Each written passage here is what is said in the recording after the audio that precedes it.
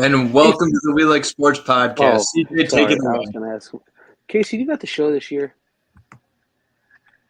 Yeah, but it's for like the Xbox One. I'm struggling, man, with the pitching. I don't like the pinpoint. I'm sorry, Peyton. I thought there was going to be a minute in between. Wait, what was the question, though?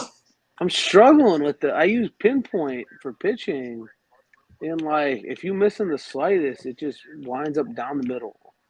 Like, so I'm getting mad. I want to see what he used. I use like the one that does this, and I'm sure you don't. That's the easy one. Or like the Yeah, it's like a copy. Does anybody use the meter anymore? The old pitch meter? That was always what I used. It takes We're talking about MLB The Show right now already to start off. I didn't even buy the new one. I didn't either. I just have Microsoft Ultimate or something. Pass, yeah, Game Pass. So yeah, I got so tired. Like, I love it when it first comes out, and then like a couple months into it, I'm like, okay, I've had enough. Yeah. I feel like Road to the Show. What are the thoughts before we end up getting things started? What is the better mode? Like, I like Road to the Show, honestly, if I'm a position player, because I think in the past when I played a position player, I've gotten called up quicker instead of being a pitcher. But then also I redid it in like 2020, and I think I made like Gavin Williams from obviously the Guardians, and I think I like 3 months in, I got called up to the big leagues, but I was also playing on like pro mode and striking out 15 a game. What a fun life you live. Classic one where you just kind of like press the button. Yeah, that's the one I use. I think that's one I might have to switch to.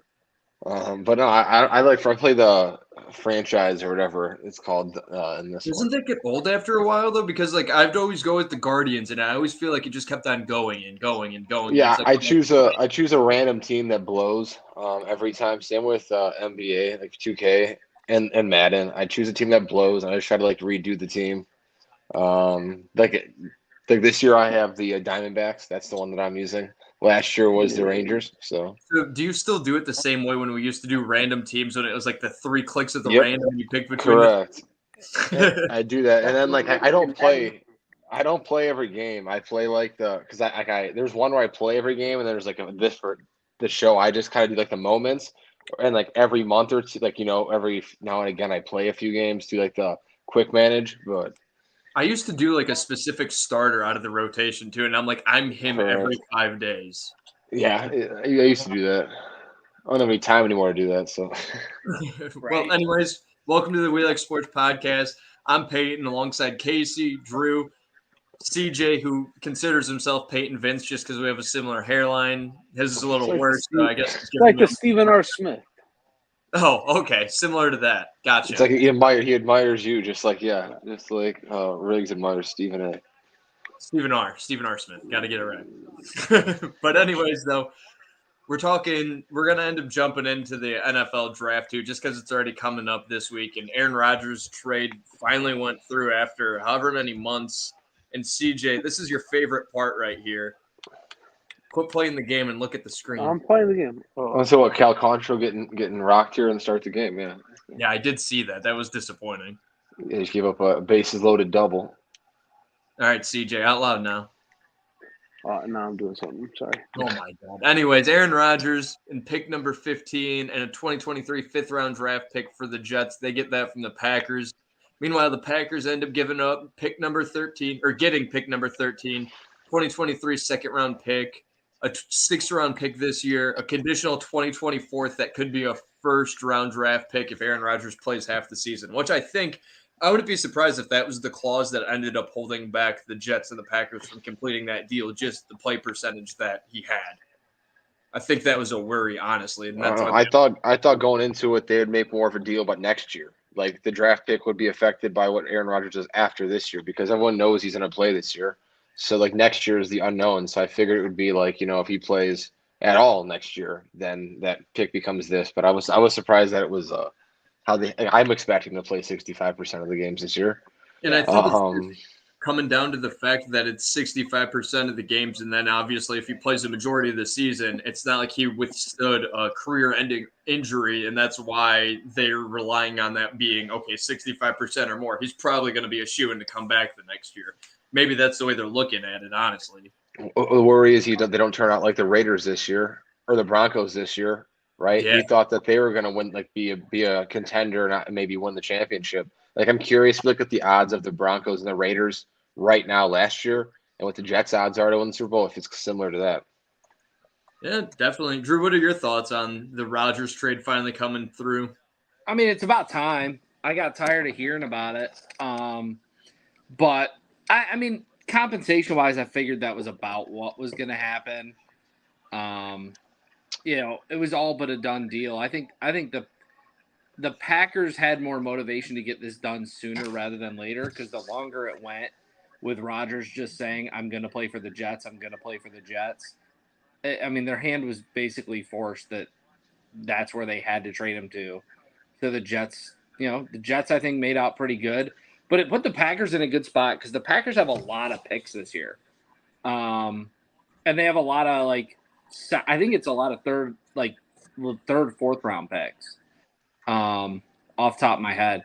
So, I mean, they're putting themselves in a good spot. And I actually think the Jets and Packers were both going for offensive tackles probably in the first round of this draft. So now the Packers can skip the Jets while they're fighting for the same position in the draft. So it guarantees they're going to get who they want, and the Jets can't jump over them for it. Unless if they make a trade and use all this draft capital, which more than likely isn't going to happen.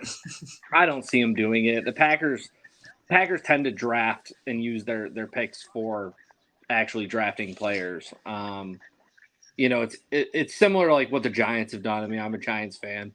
The Giants, I think it was the first time their GM had traded down in like 2 decades when they did it a couple years ago. I think the Packers are basically the same type of franchise. CJ, what are your thoughts on the deal officially becoming complete, and how do you think? Obviously, you've done the mock draft for the WeLikeSportsPC.com website. You at least have an idea with all the draft picks as well, too. I mean, you went all 7 rounds with it. How do you think that impacts the draft as well with the Rodgers trade, too, and what are your thoughts on it? I think where they're sitting, I think I had them going. I can't remember. I'm pretty sure I had them going wide receiver. I think they still go wide receiver. I think they need tight end too. I had them getting Darnell Washington. I remember that at some point. I think. I think they need a weapon on the outside. I thought, I think the Jets got a pretty good deal for Rodgers. Personally, talking to top end quarterback, I looked at the odds that Casey mentioned. They're up to plus 1,400. So I think that's third best in the AFC behind Bills, Chiefs, and Bengals.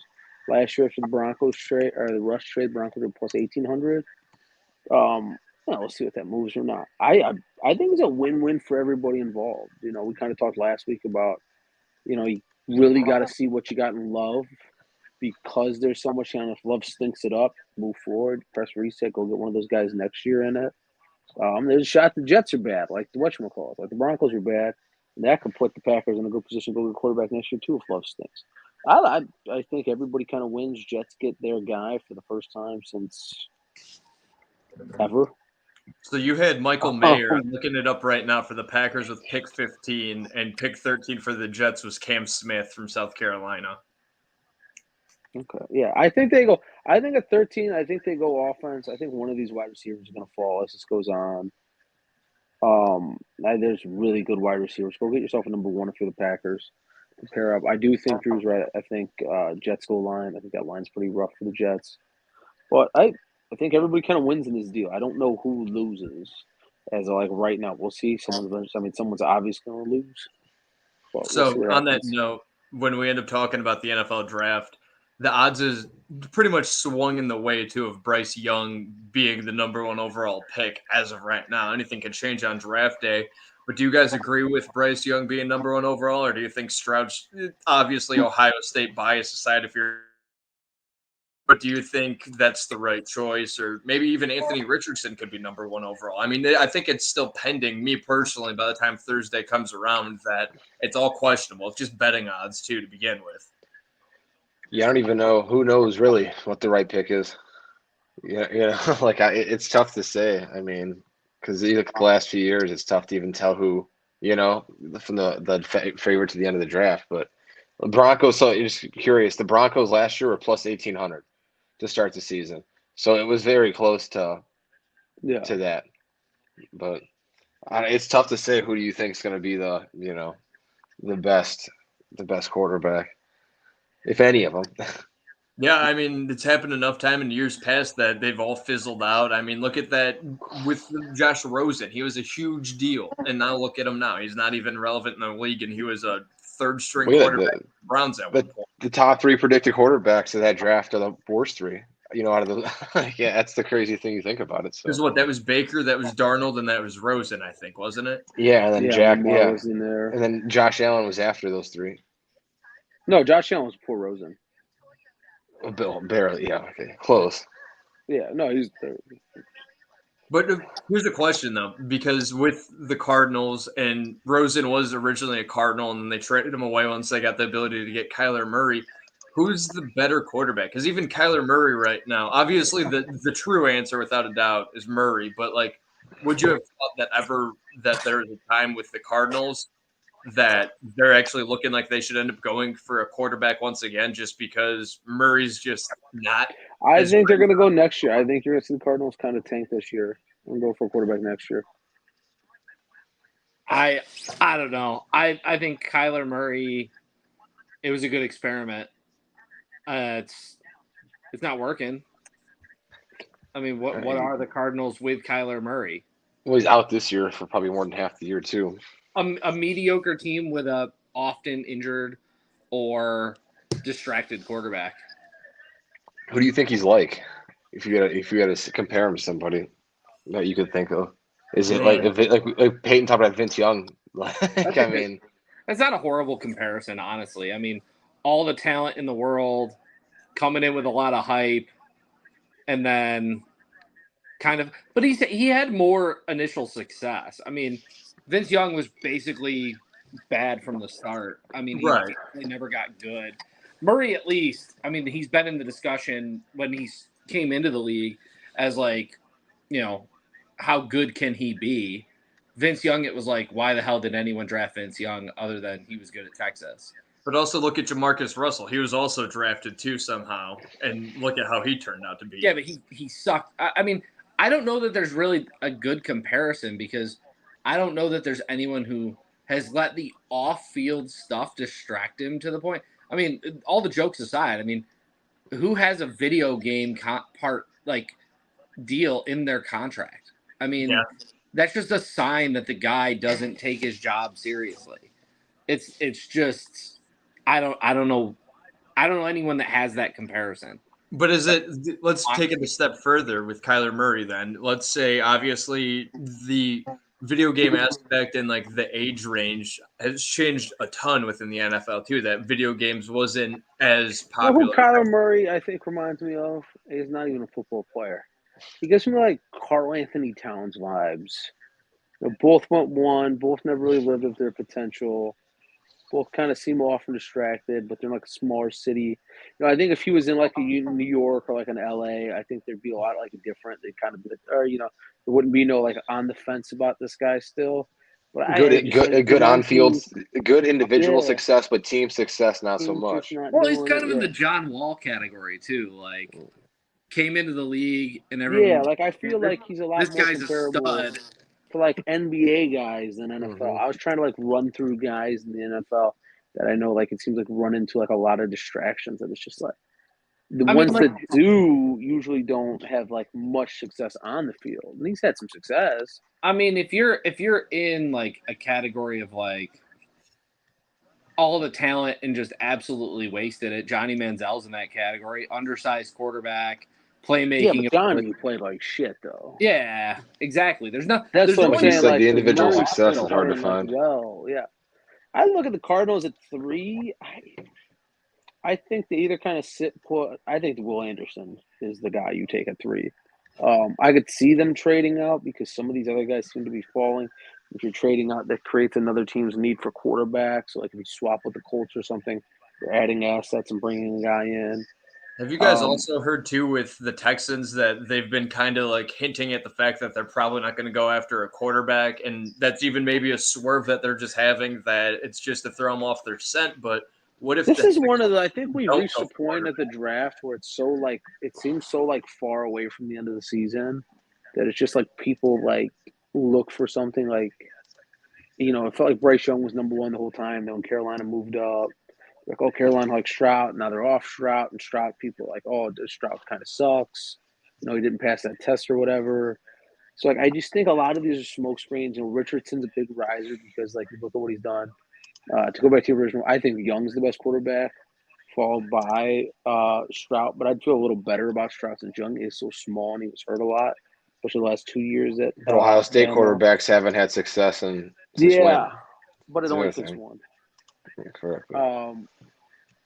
Like, I look at Richardson, I saw enough of Richardson in Florida to be like, I just don't, same thing with Levis. I mean, guys come in and, they people can knock on Lamar. Lamar won a Heisman Trophy. Richardson was never in it. Like, Levis was never in the discussion for a Heisman Trophy.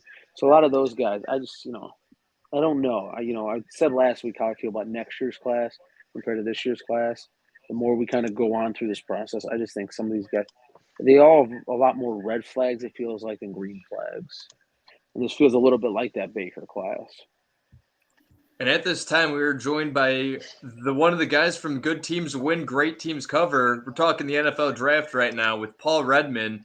Paul, welcome aboard. We're just talking a little bit of the draft, and CJ, who's the second Peyton Vince, ended up throwing out there that this quarterback class is very similar to, for example, the years of Baker Mayfield and that Sam Darnold, Josh Allen, so on and so forth. Yeah, guys, first of all, thanks very much for having me on. It's a pleasure to be here. But yeah, it's an interesting point there from CJ around kind of I think there's just so many unanswered questions around what you're going to get from this draft class. For me, anybody outside Bryce Young, I just think there's so many questions to ask. We've seen a lot, and whether it's the build up this week to the draft of the talk around CJ Stroud and his ability to process, his decision making, and that's a knock on him that's seen potentially him going to fall down. The natural talent and athletic ability of Anthony Richardson, can that translate into being a big time pro?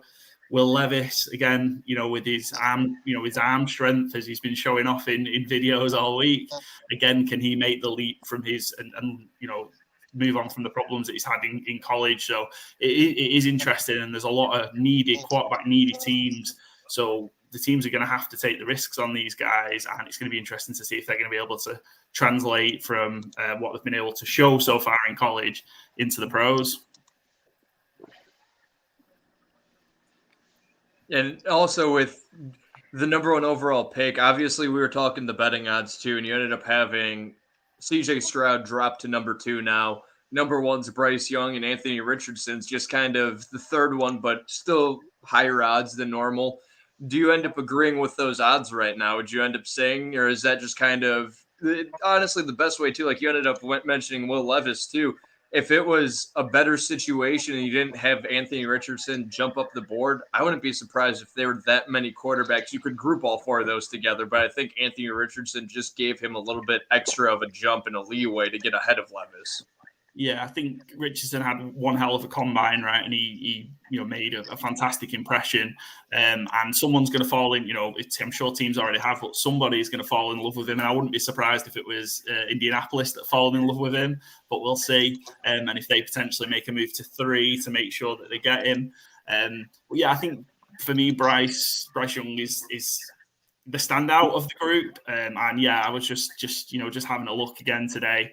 I think minus 1,800. I think I think you can lock that in now. I know you got at the start of the show, maybe not so much, but I think you can lock that in that Bryce is going to go to the Carolina Panthers. And then I think the rest, I was pretty confident that the Texans would take CJ Stroud.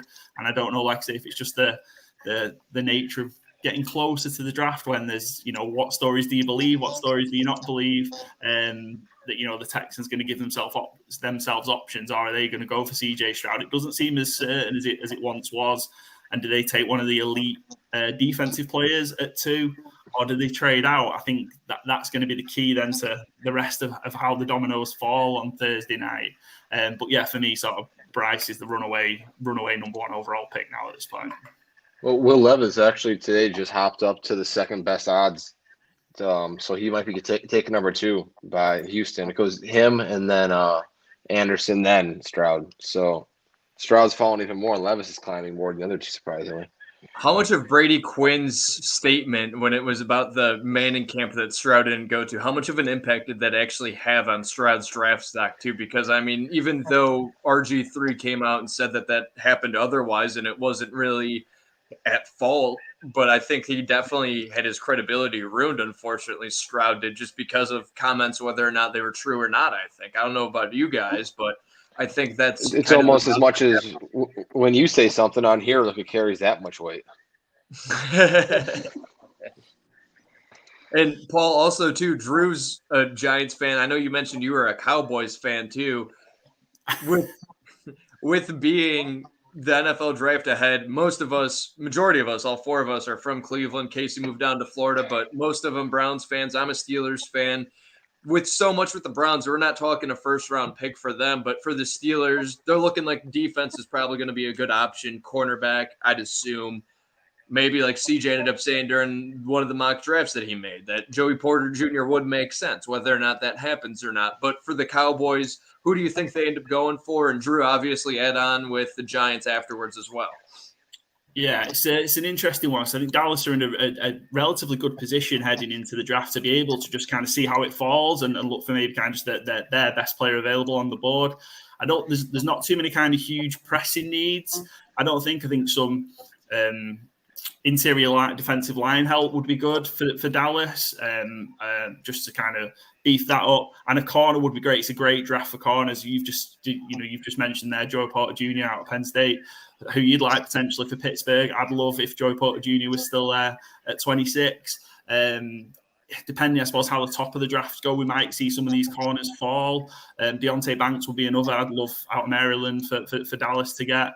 And if not, I think a really good option for Dallas is that area. We've just been talking quarterbacks. So I really do think someone's going to take Hendon Hooker in this first round towards the end. And whether he gets past or if Minnesota potentially need to move, that 26 spot could be someone might want to jump ahead of the Saints potentially if they were interested in taking him, and Dallas could trade down and trade out with the first round and get some value. And I think a lineman from Michigan, Mazzie Smith, would be a great pick for Dallas, but I think you could get him at the top of the second round, so you could look to potentially trade out and get some more value for that pick. But I think all options are on the table for Dallas. But the one I want, it's not going to happen because he's going to go way earlier. The one that I want is Bijan Robinson, because he's just absolutely incredible, and I'd love him out of Texas to come for to come and play for the Cowboys. But I just think somebody, and it might be somebody in the NFC East, that somebody takes him before he gets to Dallas at 26. Yeah, and I don't think it'll be the Giants either that'll get it before you. But for New York's in a weird spot. New York's just in a strange position as an NFL team. They just extended Daniel Jones, and they've made a commitment. He's the guy for the next 3 to 4 years, and we're going to build a team around them. Now, the Giants could do the same thing that they do all the time, and it's not build their offensive and defensive lines. Their Giants fans have gone berserk for a decade and a half about how the Giants don't build up their offensive line and then expect the Saquon Barkleys of the world to have success, or Eli Manning / Daniel Jones to have success when they're on their back 90% of the game. I hope the Giants continue to invest in offense and defensive lines, but at the same time, I'm a believer in the draft to take the best possible player available. And when your team has – the Giants are generally good at every position except probably wide receiver. But there's a lot of discussion about what the Giants do with regards to trading for a veteran receiver as opposed to drafting. So I have no idea where they're going to go. I wouldn't be upset if they went wide receiver if the right guy is on the board for they're loading up on slot receivers. The Giants don't have a number one big target receiver, but they keep grabbing a smaller slot type guys. So we'll see what they decide to do, because nothing they're doing lately makes any sense to me.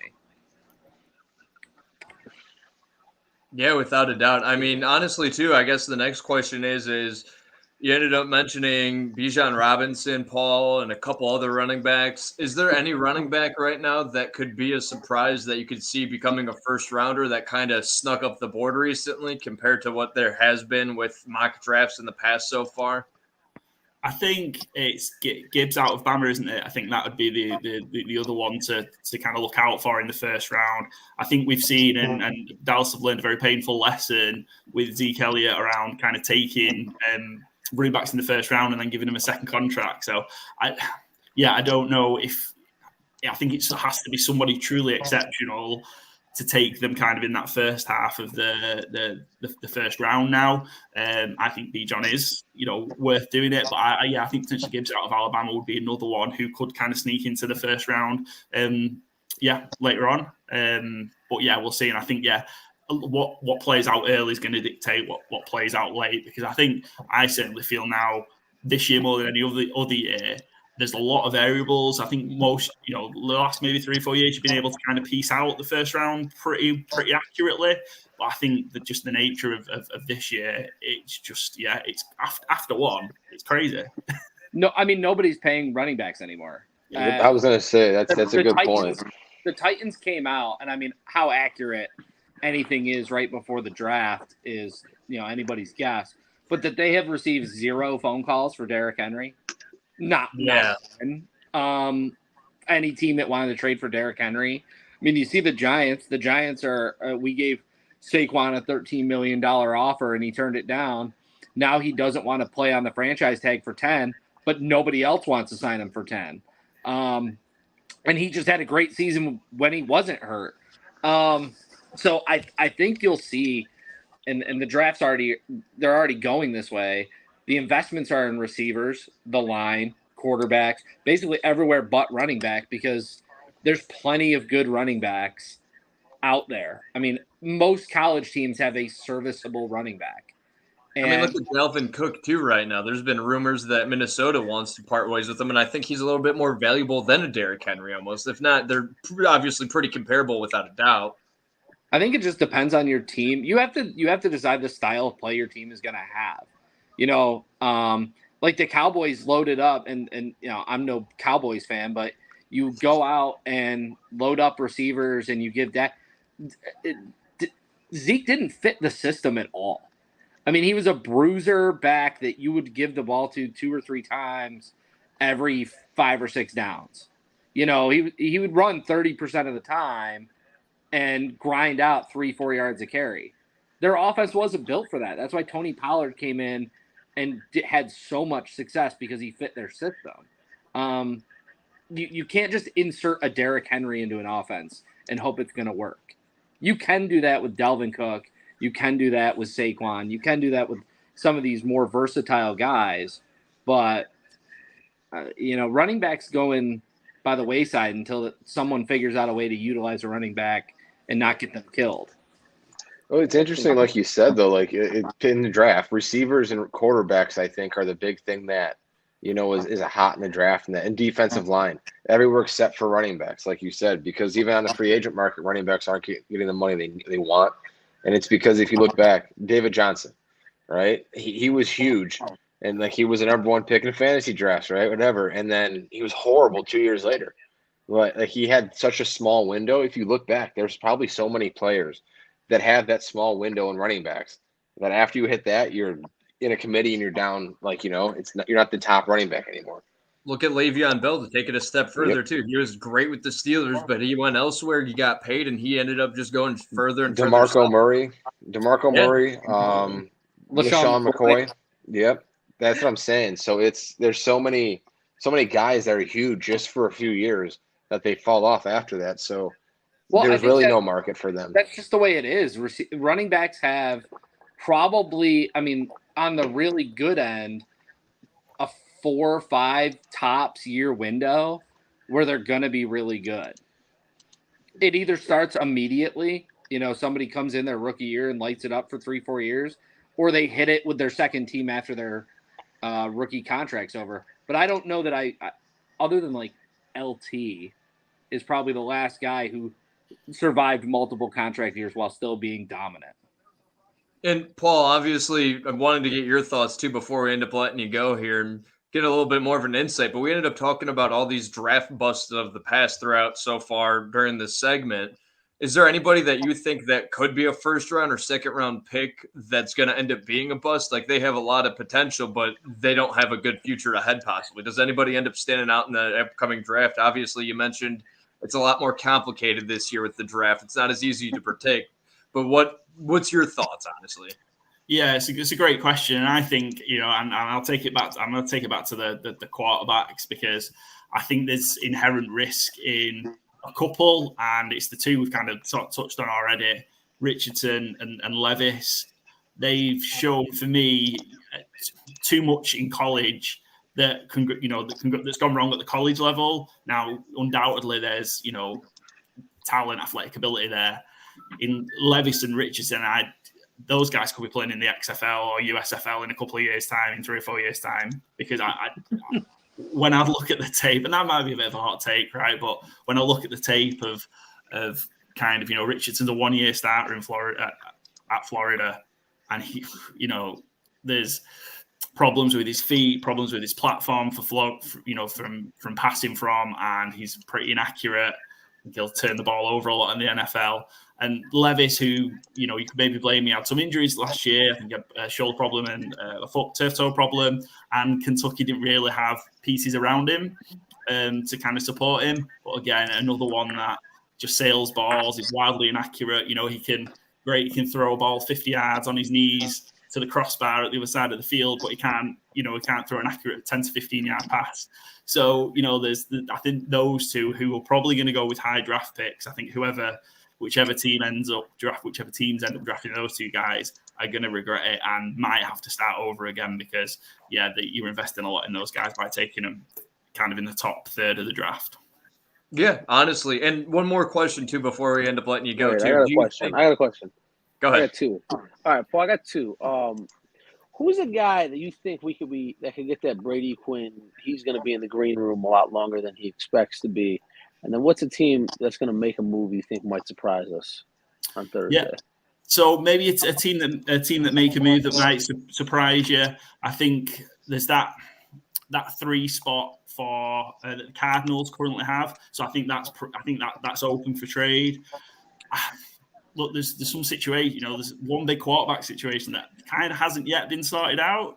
And, Lamar Jackson saga has been going on for a pretty long time now in Baltimore, and he's clearly not very happy there. Obviously, Baltimore want to keep him, but do they make a move and trade up potentially? Could that be one that will just be completely out of left field? But, do they do that and then suddenly Lamar's available for somebody? We've just had the takeover of the team it's not done yet, but I'm sure it will be done. The Commanders, that's just been taken over. Does that ownership group look to make a splash? I don't know. Wild things can happen, right? Somebody who kind of would drop, and I don't know necessarily would drop out of the first round completely, but I think Jalen Carter might find himself being kind of sat around waiting a little bit longer. I think, again, undoubtedly, on the field, it's unquestioned, quite possibly the best player in the draft, but the off-field issues, I think, are a big concern. Kind of not learning his lesson. He's repeated the same behavior a couple of times. Is that going to put some teams off? I think he maybe go a little bit further down, maybe closer to 10 than he does the top of the draft. And does anybody else have questions for Paul before we end up letting him go and let him plug his social media from where fans could end up finding him? No, Paul, go ahead. Cool. Thanks again, once again, guys. Great honor and a privilege to come on your show. It's been great to chat things through with you. So, you can find my show, Good Teams Win, Great Teams Cover. It's a NFL podcast with a slant on gambling, which is available on Spotify, at GTW_GTC on Twitter as well. So follow along, and hopefully I'll get to speak to you guys again soon. Definitely, and thanks for joining us once again, Paul. And I guess go for whatever team you end up rooting for. In your case, the Cowboys. I don't want to say it because I don't want Drew mad at me. 0 chance. It's okay, Jerry. It's okay. Best first round exit team I've ever seen. Sadly, I have to agree with you. I do have a question. What is your opinion on Dak Prescott? What do you think of him? Yeah. So I'm a supporter of Dak. I do think at the minute he's kind of. You'd like to hear that? That's Keep cool. him in. Keep him in. Yeah. I think in terms of the situation that Dallas are in, it's going to be difficult to go and get anybody better. You're not going to be able to make a move to go get a quarterback that's better than Dak, whether you think he's a top 10, top 15, top 20 quarterback. It's difficult to go make a move. And in this draft, for example, I don't think Dallas make that move. I wouldn't be surprised if Dallas took one late on. I'm a huge fan of Max Duggan from TCU.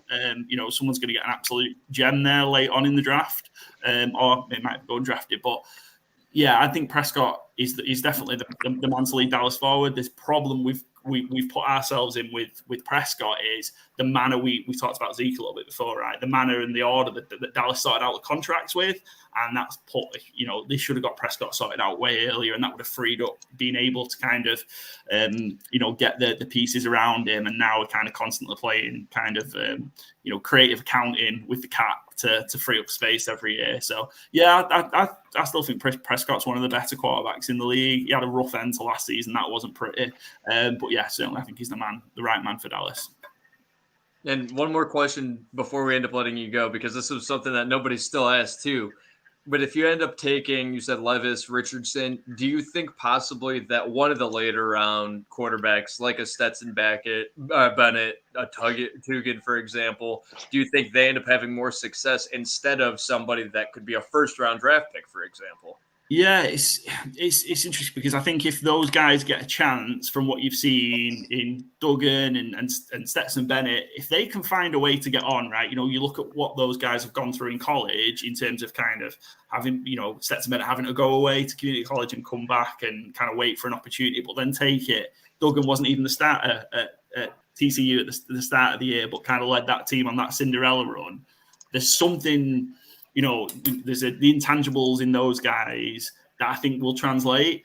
Guys that can find ways to win, that can up the levels and play to the talent level that's around them. And we've seen some late round quarterbacks or even undrafted free agent quarterbacks have some success. Tony Romo being one, about playing to a level far beyond that anybody would expect them to in the league. And yeah, I'd like my chances if I had a Duggan or a Stetson Bennett in the building, that they could go get me, they could go win me games. Because I think they've got those things that, not the physical, those intangibles that just kind of create winners. Perfect. Paul, thank you once again for joining us. Again, good teams win, great teams cover. Paul at GTW_GTC. Make sure to check him out. Thanks once again, Paul, and we'll be talking to you soon. Thanks, guys. Have a good evening. Bye. Thanks, you as well. I have 2 points I want to make here while we were doing this. Can you name the starting quarterback for the Cardinals this year, since Kyler Murray's going to be out? Is it going to be Colt McCoy? So the options are Colt McCoy, Jeff Driscoll, or David Blau. So those are three Cardinals interesting could choices. Be a guy that make a move for a quarterback late. The second point I need to make is, do you know who the Raiders quarterback is? Because I might be the only person who didn't know Jimmy this. G. Yeah, I didn't know that. Yeah, I almost said no to that. I forgot think about they gave him that. a 3-year deal, didn't they? It is Jimmy G, and I was not aware of that because I was curious thinking about teams that can trade up for a quarterback at 3. And I was like, even though the Raiders still probably could, you never know. At least for the Falcons, a fucking fat deal. I couldn't. Yeah, but I think what's there's a few that? teams Matt Flynn. that could move up for a quarterback. So the Falcons have. I think Seattle could potentially go quarterback. Their team, I don't think they will. Geno, though. The Titans are talking about it too, and even though they have Malik, so that's kind of confusing to me because they just drafted him. He didn't even have that much time to end up. He couldn't throw. Reps. Dude, he sucks. He threw like 7 passes a game. I don't understand how you can even draft a guy like that. Tampa Bay. The Falcons are Desmond Ritter's nothing. To move up to 3, I think you're going to really need to be in love with the guy. That's why, like, when I did the mock, it was who was quarterback needy and had the asset. That's why I went Carolina. Carolina was so far down. So if there's not a guy you like, so, Houston could – and I'm looking at different mocks right now. They got Houston going, Will Anderson and not taking a quarterback all the way till 12. I think Houston's going to go somebody, whether it's at 2 or 12. But if there's a guy you like and think he's going to be there, You know, the you just need one team to like you. Yeah, that's all you that's what I'm need. saying. It's like the Browns with Baker. No one else thought he was going number one, and then guess what? The Browns loved him. Yeah, I just think it's so it's so tough to kind of see where this is going to happen. I think Houston's the big domino. If Houston swerves us and goes like Levis, or if they go Anderson, or if they go Carter, or or if they trade away their pick too. That's why I wanted to kind of see if he was going to be like, I think this team's going to make a move up to 3. You know, Baltimore, I just don't see Baltimore trading up to 3. That Lamar Jackson, the point that he made, that could make things really interesting. Well, that's what I'm saying. Lamar's out there. That's why, like, we talked about it last week. Like, this Rodgers deal's got to get done and figured out, because if it doesn't, you know, you don't want it sitting over top of draft night and then banking on it. Because what are Jets might panicking. So if something could happen, if something could happen to Lamar this week, I think that'd be real interesting to kind of see who shakes this up. If the Colts can kind of figure out a way to throw, just all the money in the world at him in Washington, or even Tampa. He's from Florida. Well, who says there's not a Mitch Trubisky or Zach Wilson of this draft, right? Like those two guys are taking number 2, and they're not they're nothing. Yeah, but right? no, see, people knock on Mitch in that draft, but like from what Mitch, remember it was like here, like the talk was Mitch or Miles. Yeah, that's what I was going to tell you. We could have taken him over Garrett. Like going into that draft, people can slob on, they can Monday morning court. Like Mitch was the consensus number 1. Like this guy's above Mahomes and Watson. Which is crazy. They didn't even have any hype the other two, though. You look at that draft, and it wasn't even questioned who would be the first quarterback taken. Like it was Trubisky every step of the way in that draft. So like when people do that, I just think this draft can be a real crapshoot with these quarterbacks. I could see all 5 of them bust, or all 4 of them bust. Like the Zach Wilson draft, though, too. I mean, you never know with those guys. Well, I think the thing is the most enjoyment out of this draft right now. And I'm jumping. I'm saving this stuff. You guys are talking about running backs. I was looking at the running backs. There's a lot of running backs I like in this draft, like especially like later guys.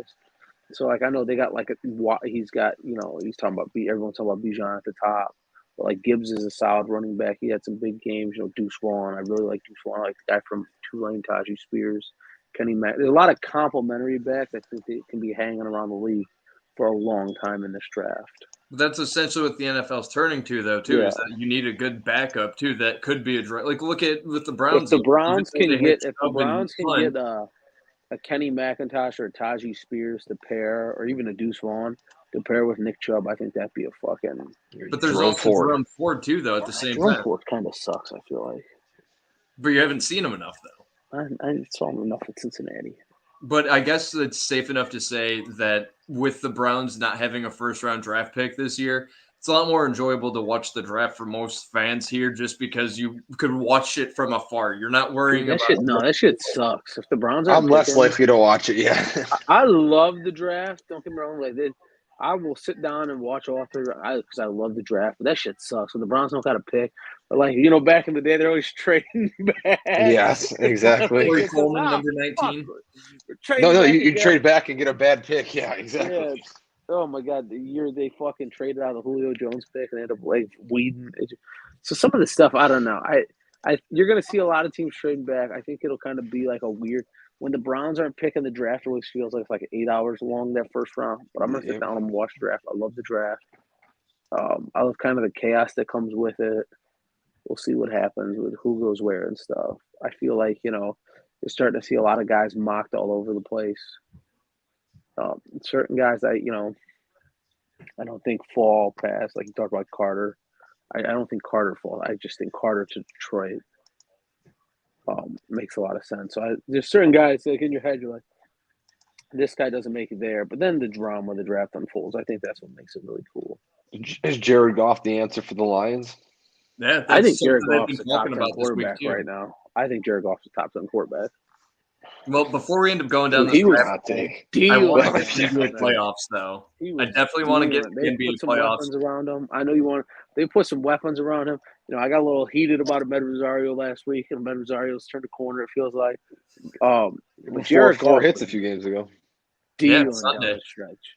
Well, don't worry. Right now, we're on our 5th pitcher, I think, in the 6th inning. So we're Logan Allen's back. That's what that means. But anyways, before we end up moving on to the NBA playoffs, I want to plug Snooze You Lose Podcast at the Black Black Bookie on Twitter. Make sure to check them out. Snooze You Lose Podcast. Also featured on the We Like Sports Podcast website, WeLikeSportsPC.com. Shout out to them. Always giving us the locks of the week on Sundays. On that note, basketball, NBA playoffs. We were talking last week with the Cavs. Did we think they were going to be? I don't want to talk about the Cavs right now. We have to though. There's so much. It makes me want to cry. I'm like depressed. Is Drew a Knicks fan too? Probably is. I mean, I don't know. I mean, I bought season tickets to the Cavs, so like, I want them to. I want them to be good. think, dude, the thing that's frustrating about the Cavs has been the bigs. Just the way, like, I know people They're getting bullied. Don't worry, like JB's. There's a lot of anger I got in me about the Cavs right now. But let it out. Here's Jared your Allen being out there for 40 minutes and grabbing four rebounds, getting bullied around by Mitchell Robinson and what about Mitchell dropping 11? I just think that but they're shooting like shit. You know, it's so many levels in every game. It's supposed to translate and it's like rebound, and their defense hasn't been terrible. It hasn't been good. Like it's been bad. I wouldn't say, but like to not be. I think that's the part of it that's made it look so bad is when they finally force a stop, they can't get the rebound, and then it's just like a punch in the stomach. You know, it's a kick in the nuts. So like for me, I you got these two trees and you can't do nothing. The tallest guy coming off the bench is 6'7" and Jetty can't. You know, they're getting bullied, and I really like to have some Kevin. I'd really like to have some Kevin Love right now, or get some Dean Wade, or just some kind of Robin. They need some kind of size out there when they go to that bench because Jared Allen, he's not built up. He's gassed. He can't play 40 minutes. He hasn't played 40 minutes all season. Mobley. He's looking a little tentative. We'll see what they do when they come back home. But this series is, we talked about it like 2 weeks ago, how the Knicks were a scary team. And this is the reason why. For us, yes. And Brunson, I have more respect for Brunson now than I can tell you I did before this series. He probably played, I watch the games he plays us, he kills us. But it's various things. Jared Allen, like I thought he was a big piece of this team, like would be great. And then now in the playoffs, is he even a part of a core player now with us? He can't do anything in the playoffs. What's the lineup he's been his hustle? There was a stretch at one point when Rubio, Allen, and Okoro were on the floor. I swear to God, it was like 2-on-5. It was some of the worst. And the big thing is they could have been big players too. Like if Rubio would have been what we expected him to, that'd be huge. If Okoro turned into what we wanted him to, that'd have been huge. Okoro looks like Eric Snow out there. Like he's trying on defense, and Brunson's still getting buckets because he's giving everybody buckets. But they are not even mid-range. guarding. They are just not even standing near Isaac Okoro. It's tricky. They double team Mitchell, and you could leave Okoro open. You could double team when Garland started getting on fire last game. You could double team him and leave him wide open in the corner. That third quarter, they came out hot. They were moving the ball. They're getting to the paint. Garland was cooking, and then all of a sudden, it just went away. Mitchell didn't do anything. It's that fourth quarter when Mitchell came out there, he looked like fucking Sandy Lyle shooting the ball. It was not a pretty sight. It's even hard to watch. It's hard to watch that too because you saw it high game 2. Screen, step back 3, crazy shot. It's like, oh god. So game 2, we looked the best we did in how long? Like that game 2, I said we go in the finals. We played this in the game 2, and then it's like you look like a complete ass the next game. Yeah, you go from the peak of the Cavs to the absolute worst of the Cavs. To take it a step further too, let's talk about the NBA playoffs as a whole because I feel like this is something that next week we're going to end up taking on our frustrations in the playoffs. That the Bucks and Miami. That's crazy. Like everybody feels like we're very close to seeing Udonis Haslem out there. They're up though. They're up 2-1. And Giannis has been out for the last couple of games. I'm waiting for their down 3-1 though, and he comes out and they win. Embiid's banged up. That's a part of the thing too. With the way this Bucks series is looking, if you could have won this series, you got a shot in the conference finals. Yes. Now the Knicks could have a chance to win the conference finals. Embiid's banged up. The Celtics look really good. You look in the West. Fox just broke his finger or whatever. So who knows? And the Warriors. that's classic Warriors. Somebody's got to get hurt and they'll advance. Can't stand it. Like, Memphis is hilarious with Dylan Brooks walking around shirtless after games. And he made me like the Lakers. And then got ejected. I'm telling you, he made me want. It makes me like the Lakers. Like, I want the Lakers to beat them. I hate the Lakers, but I can't stand Brooks. The Warriors Kings. That's a 3-6 series, right? Yeah, I think that's a 3-6. So if you give me, Lakers Warriors conference semifinals, I think that'll be a fun watch. The thing is, I don't want either one to win. Have been bad away so far, and that's why it's 2-2. If they didn't protect home court, the first team, the Warriors can't win at home, it's over. I think if Warriors win 5, the series is over. Both of them, Warriors struggle on the road, but with Fox out in 5, I think it's just going to be, it was fun for the. If Fox was healthy, I could see the Kings. But the Kings are starting to get banged up. Clippers got nobody. Kawhi and Paul George. Westbrook. They're low Westbrook. management. Dude, what are you talking about? Kawhi's still not the same. The Suns are rolling there. Suns actually look pretty good. Well, Westbrook's playing his ass off. That Nuggets series, I felt like I haven't heard a thing about that. Only thing is with the Timberwolves, that was only with that shit right before the playoffs started. Yeah, Timberwolves are a joke. So I think it's starting to shape up, but I think it's getting to the point of just who's going to be the healthiest at the end. Yeah, look at all these injuries early on. There's two things. And what do you think's the better if we lose in the first round, and Timberwolves lose in the first round?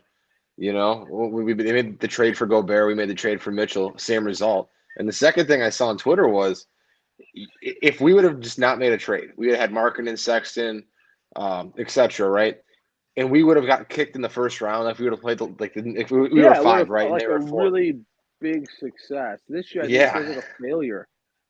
That's exactly. That's the difference. I think it's part of it. The way is how it's gone.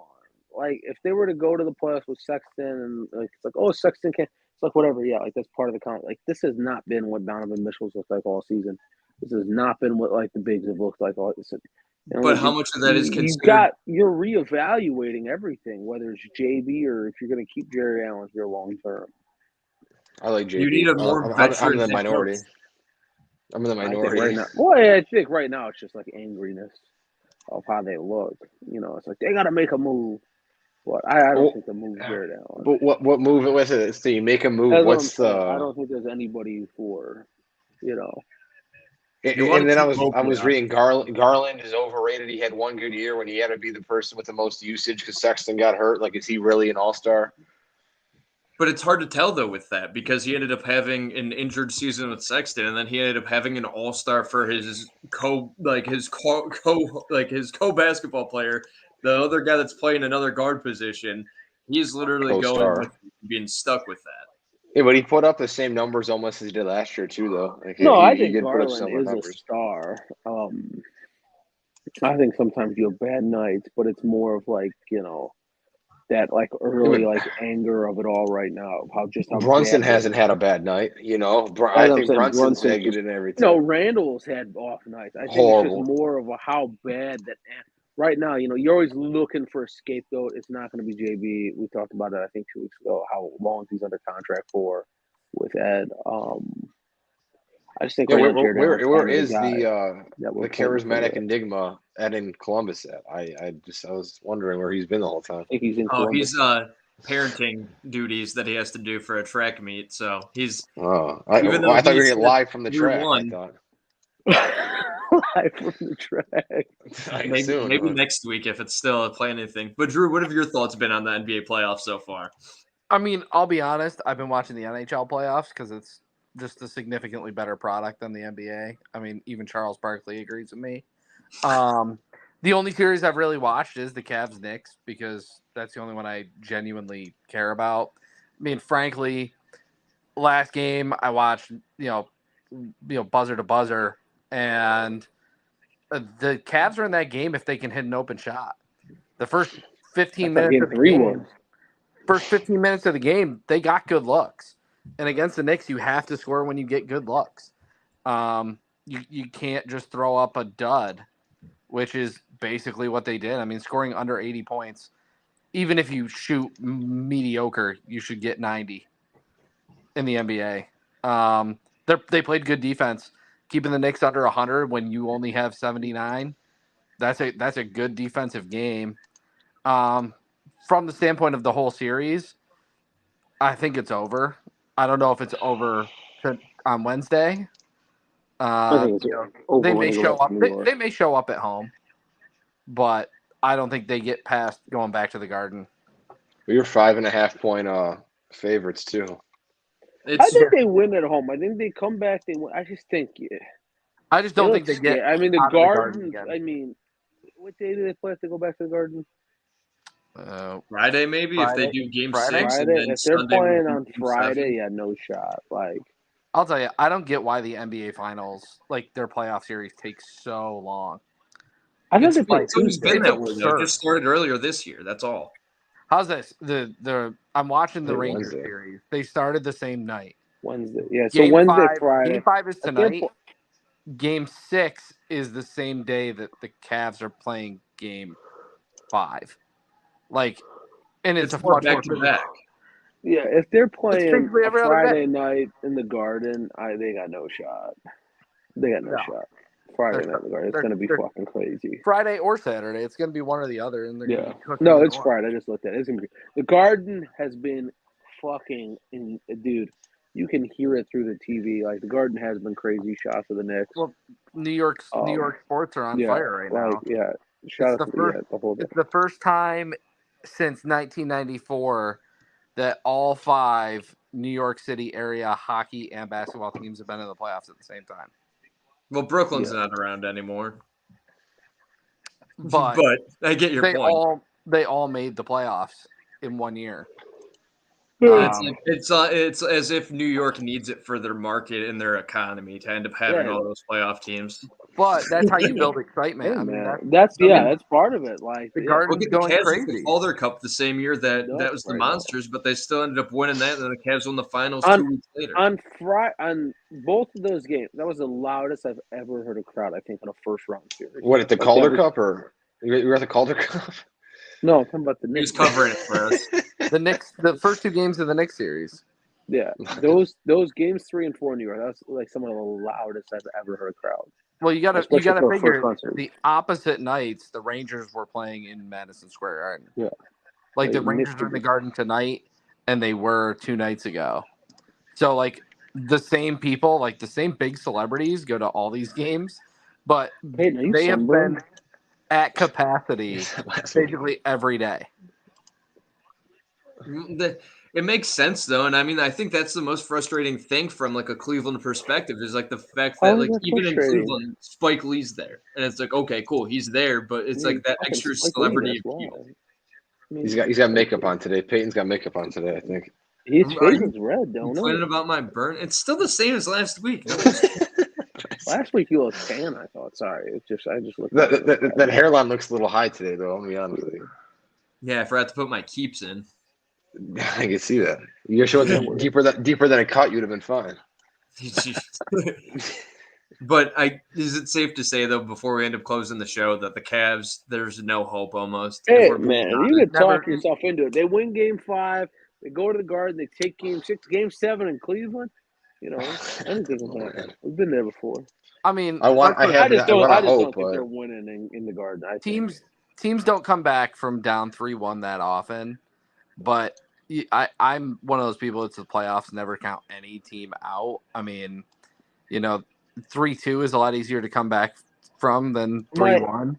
And who cares how the first 5 games go? You got to win. My 2 hope out of 3 for the Cavs with it, I'm like, why I have a little hope they can pull this out of their ass is I don't think it's not like the Knicks are coming out just kicking the shit out of them, playing better. I think it's more just how bad the Cavs have looked. They're not hitting shots. They can't, and that can change. It just takes, go be hot. Someone's got to be hot for 2 nights. And they got guys that once they get hot, watch out. But Brunson could also get hot and just go like. I mean, we played but I feel like Brunson can't. We saw it in Cleveland. We saw it in Cleveland before the playoffs started. Yeah, that's what I was going to say. Brunson went off. Everybody, if the Cavs can kind of. Mitchell went off for like 30 points in the first half. Brunson had 29.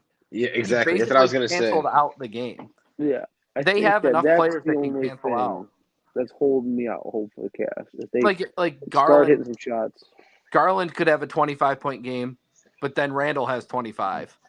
You have to they have someone who can match the best scorers for the Cavs if they get hot. It's a matter of like those players we talked about. I mean, Jared Allen has to have a good game. Mobley has to have a good game. Like, got a rebound. Your third, fourth, and fifth best players actually have to play a good game because your top two can get canceled out in about 5. They have somebody who can score with them. Look at LeVert. Look at Karis LeVert. That's the game they won, and he ended up having 30 points almost. And that's the key, is that didn't cancel out when you ended up having 3 of their other starters having a combined 20 points. I'm looking at it. Here's my staff for the Cavs that I think that. Would you rather have LeVert or Josh Hart? If this number can go. Probably Hart, for being honest. When they made that trade. Cavs are shooting 30% from deep. The only person shooting above 32% from deep is Garland. And Garland had that fucking disaster night in game 3 where he couldn't hit a shot. He couldn't hit sand if he fell off a camel. That was him in the 4-game and even first from half. the line, they're the same way. Like, they're shooting so bad from the line. Mitchell's shooting 66% from the line. They're shooting 73 as a team. So if they can, start knocking down some shots, I think they might be in business. Because their defense, their defense has been their defense. Like that, they had no more defense in the season. They just got to be able to keep New York off the. I just don't think they're going to. I think Game 6, New York's going to come in. I think it might just be an ass kicking from bell to bell. I mean, game 5 might be an ass kicking. I mean, I don't think Game 5 will be an ass kicking. But I think if we're getting a 6, I think Game 6 is going to be just an ass kicking. I think if they survive Game 5, they're done in Game 6. Yeah, I think I agree. Like, the series, I think, is over. I think it's over in New York. I think it's over. It was over yesterday. Well, that's true. I have the opposite. I have the opposite opinion, though. I think if they win next game, they're winning the series. They lose next game, obviously they're out. Like, I don't think. No, that's what I'm saying. I think you think they win Game 5? That means they're winning 6 and 7. No, that is what I'm saying. That is what I'm saying. I get that. Little bit of homerism there, huh? Well, but if they lose, I think they're. I don't think they're gonna win. I don't think there's a better. You chance think they're done in 5? I think it goes. I'll defend there's a better chance because they've came back from 3-1. Had it happened against them, different team, but I think right now, but that was like such a big story because it never happens. But it's the finals. Well, so the Warriors are better than stage. The Warriors are better than Knicks. And dig in that bench, right? And somebody plays their ass off, like Drew said. Unless somebody plays their ass off that you are not expecting. Unless you get a big game out of Jetty or dust off Lamar Stevens. If one of those gives you double digits, you're probably winning. Somebody else. Jetty had double digits. He does that once every 10 games. Where but then Mitchell barely. I think they got to go back to starting Okoro, so they got LeVert off bench. Starting LeVert Game 3 and 4 is the dumbest decision JB's made. Yep, I agree with you on that. It's gone downhill since then. But on that note, though, I Peyton's got to get off, man. Triple H is making a big announcement on Raw tonight. Oh yeah, he is. And Bad Bunny's coming back. So I mean, I think Peyton. We're going 3 minutes over here, so Peyton's missing. Well, I usually have it on. We certainly don't want to the Guardians. The NHL playoff. We'll talk NHL playoffs at some point. Drew's upset. Yeah, right. We'll talk maybe. It'll just be all Drew. We talked about that last week when you weren't around. It was NHL playoffs all show. Ed did talk about NHL playoffs. I saw what you had as your topics. Yeah, but it doesn't mean I follow those topics though either. You know that. I knew another hockey player, but I forgot. Jackie Aces, is that his name? I think that's the second Cam one. Atkinson. Cam Atkinson. Yeah, he played for Columbus. Mark Rucker too. I know Mark. What is it? Boone Jenner. I know a few. Boone Jenner. He's the captain for Columbus. Yeah, I know a few Blue Jackets. You're naming all the players for the worst team in hockey. Yeah, what about their coach, Tortelli or Tortelli? Don't even disgrace the man that way. Oh, Ranger, the greatest American-born coach, John Tortorella. Yeah. And he's not their coach anymore. He's the coach of Philadelphia. So, wow. See, this is next week. You guys can just follow Charles Barkley's advice. The NBA is boring as hell. I watched hockey all night.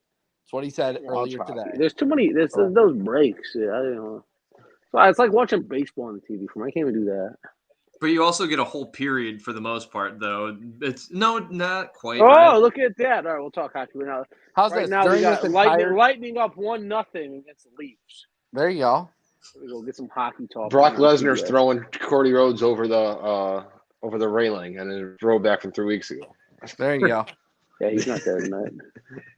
They kind of go bad hand in hand, hockey and wrestling. Yeah, speaking of Sometimes. AIW, broke out a steel Sometimes. cage Saturday, so I know. There you Yeah, go. I should have got your fight log in to watch that. I had a free week trial. I tried. That's awesome. Well, before we end up going, guys, plug your social media. Obviously, we eased up the show after the Cavs' frustration to close it. And again, shout out to Paul Redman to end up joining us talking about the NFL draft as well. Well, my random player is Aaron Lackey. Aaron Oh my God, Laffey. actually- Aaron Laffey. Laffey. Yeah. Aaron Laffey. Yeah. Oh, that makes me want to say David Huff, but I'm not. He was on an ad for the Captains. That's why I remembered him, because Aaron Laffey. That's the one I totally forgot about. And the social media. My name. With that I haven't gained 85 one extra miles follower since this, so I'm thinking. Well, that's why you got to keep on saying it. You got to keep on pushing it out there. For me, at Peyton Vince, at We The Like Black Sports. Bookie hasn't followed me yet, so I can plug the Black Bookie.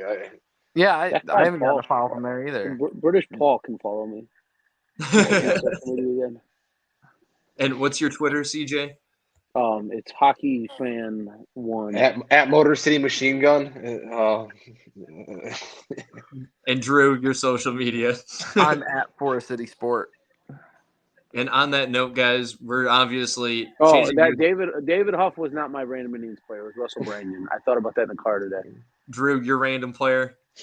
I don't know. I don't have it. Dude, Russell Brandon was good for like 30 jacks, but he's gonna hit like Pretty soon it's going to be We had him with Oscar Tommy. Gonzalez. We had him. Yeah, correct. We had him with Tommy. That when Tommy came back, we had Brandon and Tommy, I think. What about I love Jeremy Russell Sowers? Remember him? But Jeremy Sowers and Aaron Laffey, I think, were the same time. And Jensen Lewis, you got Russell Yeah. Brandon, I think, played for half the league. the Mariners. Well, on I know that he note, played guys, hopefully the Brewers. Cavs, we're talking about them next Monday in a different sense and not as negative today on that note. And for. Well, obviously- wins Game 7 if it Game Sunday, 7. I think. If it's Friday, Sunday, I'm assuming We'll Game record 7. on Sunday. We'll do a watch along. If they make it to Game 7, I'll do a watch along. Yeah, it's all right. If they make it to Game 7, we're doing a watch along. It'd be the most intense Are podcast. we doing ever. a watch along for the NASCAR race next week too, or not? No, We have to end up hitting keep Adam it going for the Laporta. hockey. PBA tour. Is this the Stanley Cup? What round is this hockey? The first round. Oh, I don't know. It doesn't feel like they should be playing hockey in late April. The season is the same as basketball. They play the same number of games. I thought the championship Really? was in December. The Winter Classic, I thought, was the championship. It should be. They should That play. would be cool. They should play the Stanley Cup final outdoors. You know how Is sick that would be? hockey? I'm not going to ask it. I don't You can ask me next week. Yes, all right. correct. And also make sure to tune into the podcast on all podcast platforms: Apple, Google, Spotify, Stitcher. Spotify, Stitcher, Mixer, Grinder. all of it. Grinder. What's Grinder?